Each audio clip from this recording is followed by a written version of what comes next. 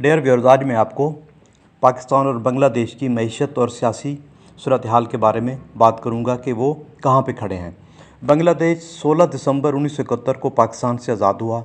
ابتدائی دور میں ان کے سیاسی حالات حوصلہ افزا نہیں تھے، وہاں پر فوجی بغاوتیں بھی ہوئیں اور فوجی اکھاڑ پچھاڑ بہت ہوتا رہا اور مجیب الرحمان کا قتل بھی ہو گیا۔ کچھ عرصہ بعد حسینہ واجد جب حکومت میں آئیں تو ان سے نہ صرف جمہوریت مضبوط ہوئی اور ادارے بھی مضبوط ہوئے اور ان کے ساتھ ساتھ معیشت بھی سنبھل گئی۔ بنگلہ دیش کی جو کل آبادی ہے 16 کروڑ ہے، آبادی کے لحاظ سے 8واں بڑا ملک ہے۔ 98% نسلی بنگالی آباد ہیں، 88.3% سنی مسلمان ہیں، 10.5% ہندو آبادی بستی ہے، جبکہ شرح خواندگی جو ہے 1971 میں بنگلہ دیش کی 17% تھی، اب جو ہے وہ 73% ہے اور پاکستان کی جو ہے 57% ہے۔ 400 ارب ڈالر بنگلہ دیش کی معیشت دنیا کی 41 بڑی معیشت ہے۔ ضرب مبادلہ کے ذخائر جو ہے 45 ارب ڈالر ہیں۔ بنگلہ دیش کی جو فی کس آمدنی ہے 1969 ڈالر، جبکہ پاکستان کی 1194 ڈالر ہے۔ بنگلہ دیش کا جو جی ڈی پی ہے، قومی اوسط جو پیداوار ہے، وہ 324 ارب ڈالر ہے اور پاکستان کی 264 ارب ڈالر ہے۔ پاکستان کا جو کل قرضہ ہے وہ 5404 ملین ڈالر سے بھی گزر چکا ہے اور ضرب مبادلہ کے جو ذخائر ہیں وہ صرف 14 ارب ڈالر تک ہیں۔ بنگلہ دیش کی جو اقتصادی گروتھ ریٹ ہے 7.8% اور انڈیا کی 8% ہے اور پاکستان کی 5.2% ہے۔ بنگلہ دیش میں برآمدات کا جو حجم ہے وہ 36 ارب ڈالر ہے اور پاکستان کا 25 ارب ڈالر تک بامشکل پہنچتا ہے۔ ہر پاکستانی جو ہے 974 ڈالر کا مقروض ہے اور بنگالی 434 ارب ڈالر کا مقروض ہے۔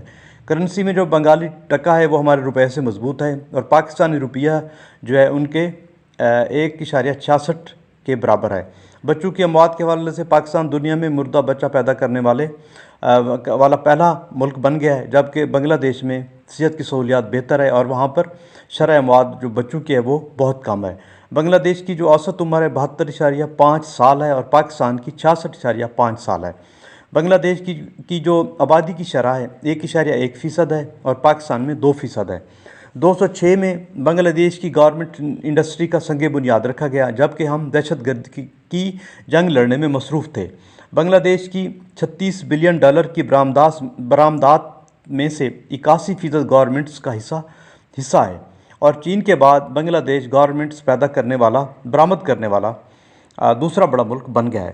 بنگلہ دیش کے معاشی ترقی کے سفر میں اگر نوبل انعام یافتہ ڈاکٹر محمد یونس کا ذکر نہ کیا جائے تو یہ بحث ادھوری رہے گی، اور ان کا جو گرامین بینک جو ہے انہوں نے وہاں کی غریب آبادی کو رورل سپورٹ پروگرام کے تحت چھوٹے چھوٹے قرضے اور آسان شرائط اور کم شرح سود پر دیے، جن سے ان کی معاشی حالت بہتر ہوئی۔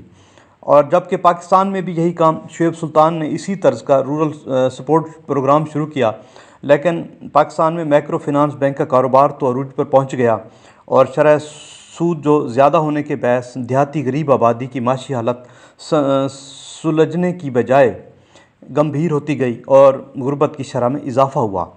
حسینہ واجد کے دور میں انتہا پسندی کی لہر اٹھی اور اس کو سختی سے کچل دیا گیا، لیکن ہمارے ملک میں انتہا پسندی کی لہر کبھی رکی ہی نہیں بلکہ متواتر اور تسلسل سے بڑھ رہی ہے، اور اسی حساب سے پاکستان کی سیاست اور معیشت عدم استحکام کی طرف گامزن ہے۔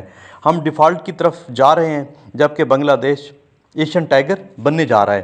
ہم ایف ٹی ایف سے نہیں نکل پا رہے اور بنگلہ دیش جو ہے وہ اپنے جو شہری ہیں 10 شہروں کو انہوں نے مکمل شہری حقوق فراہم کر دیے ہیں، مکمل شہری بنیادی سہولیات فراہم کر دی ہیں، اور جو ایشیا میں یہ پہلا ملک ہے جس نے یہ ریکارڈ قائم کیا، جبکہ ہمارے شہریوں کو اقوام متحدہ میں دہشت گرد شہری قرار دینے کے بارے میں باقاعدہ ایک قرارداد پیش کی جاتی ہے۔ ڈیئر ویورز، اگر یہ میری ویڈیو آپ کو پسند آئی ہو تو اس کو لائک ضرور کیجیے۔